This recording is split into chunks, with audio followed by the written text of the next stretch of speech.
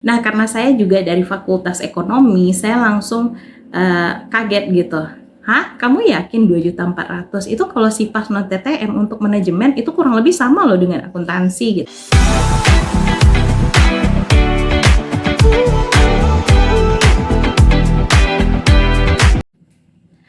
Halo teman-teman, apa kabarnya hari ini? Selamat datang kembali di channel saya, Fidrianingsih. Dan seperti biasa, saya bakalan updatekan lagi teman-teman dengan informasi seputar Universitas Terbuka. Kali ini saya punya sebuah cerita yang menarik dari mahasiswa baru yang kemarin berhasil memangkas tagihan LIPR-nya sebesar 1 juta rupiah. Nah, bagi teman-teman yang saat ini proses registrasinya dibantu oleh pihak lain, entah itu individu, Pokjar ataupun Salut, dan jika menurut teman-teman total tagihan tersebut terlalu besar dan tidak transparan, maka berhati-hatilah. Oke, silakan simak cerita berikut agar tidak ada lagi teman-teman yang tertipu dengan tagihan LIPR yang cukup besar. Nah, jadi kemarin itu salah satu mahasiswa baru itu DM saya ke Instagram dan menanyakan, Kak, saat ini saya proses registrasinya tengah dibantu oleh pihak Pokjar. Kalau saya ingin melakukan registrasi secara mandiri, kira-kira bisa nggak, Kak? Kalau bisa, gimana caranya gitu? Sebenarnya kasus seperti ini itu ada terus setiap tahunnya. Banyak malahan ya, rata-rata mahasiswa yang tidak melakukan registrasi secara mandiri, yang total tagihannya itu besar banget gitu ya.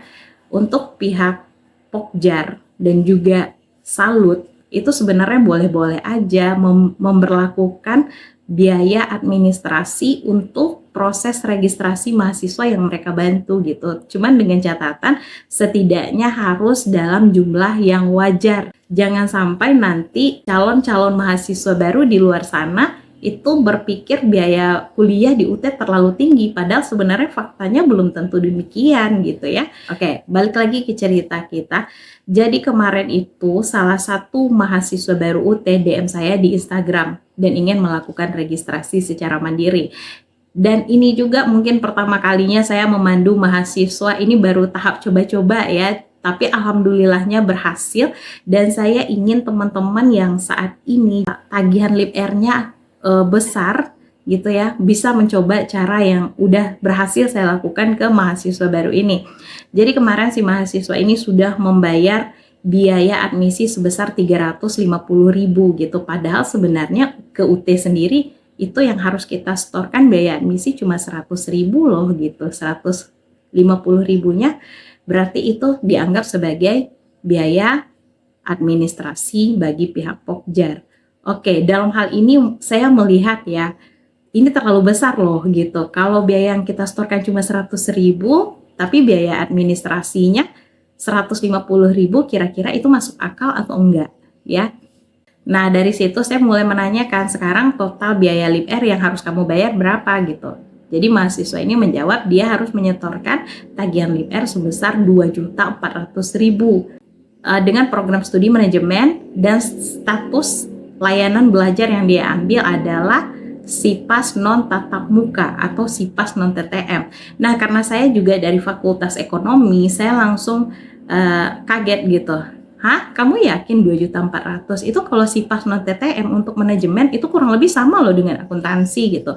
Jadi saya bilang untuk manajemen palingan biayanya kalau SIPAS non TTM itu cuma 1.300.000 sampai 1.400.000-an loh.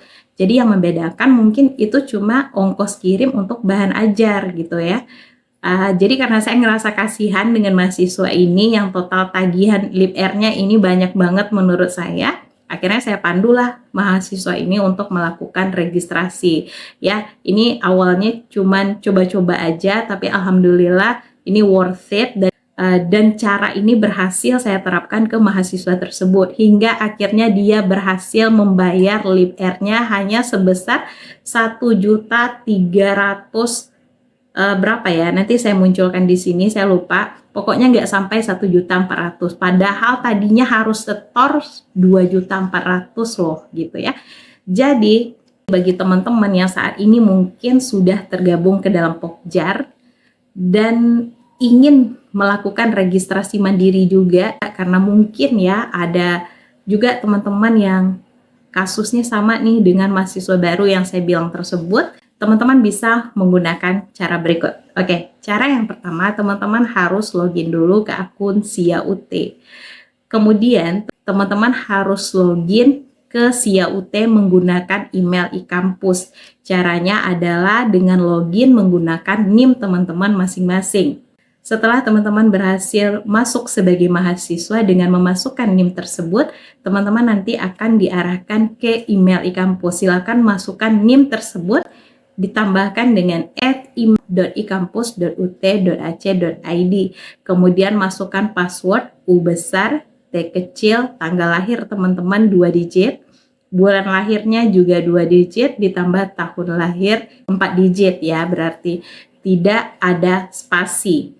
Nanti setelah proses ini berhasil, kemudian silakan ganti passwordnya dengan yang baru, di mana password yang baru ini setidaknya terdiri dari 8 karakter yang harus di dalamnya terdiri dari minimal 1 huruf besar, 1 huruf kecil, 1 tanda, entah itu strip, underscore, dan sebagainya, dan juga harus mengandung setidaknya 1 buah angka. Apabila proses ini sudah berhasil, teman-teman akan otomatis login ke akun MyUT teman-teman masing-masing. Setelah itu, teman-teman bisa melihat menu sebelah kiri dan memulai proses registrasi. Bagi teman-teman yang belum tahu bagaimana proses registrasi mata kuliah, nanti akan saya pandu di dalam video lainnya. Silakan klik linknya di deskripsi. Setelah berhasil melakukan proses registrasi, teman-teman harus mencetak billingnya. Kalau billingnya sudah tercetak, di sana teman-teman bisa melihat sendiri berapa total tagihan billing yang harus teman-teman setorkan ke UT. Itulah biaya yang transparan. Cara ini sudah saya buktikan ke mahasiswa baru yang nyaris saja membayar biaya tagihan LibR sebesar 2.400.000, dan pada akhirnya setelah dia berhasil meregistrasikan mata kuliah secara mandiri, ternyata biaya tersebut tidak sampai 1.400.000.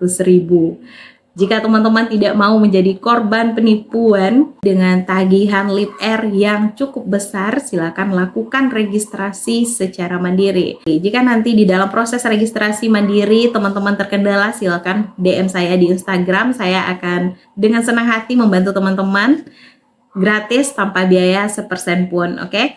Oke teman-teman, sekian aja informasi dari saya untuk saat ini. Semoga bermanfaat. Jika menurut teman-teman ada orang lain yang membutuhkan informasi ini, silakan di-share. See you soon and bye-bye.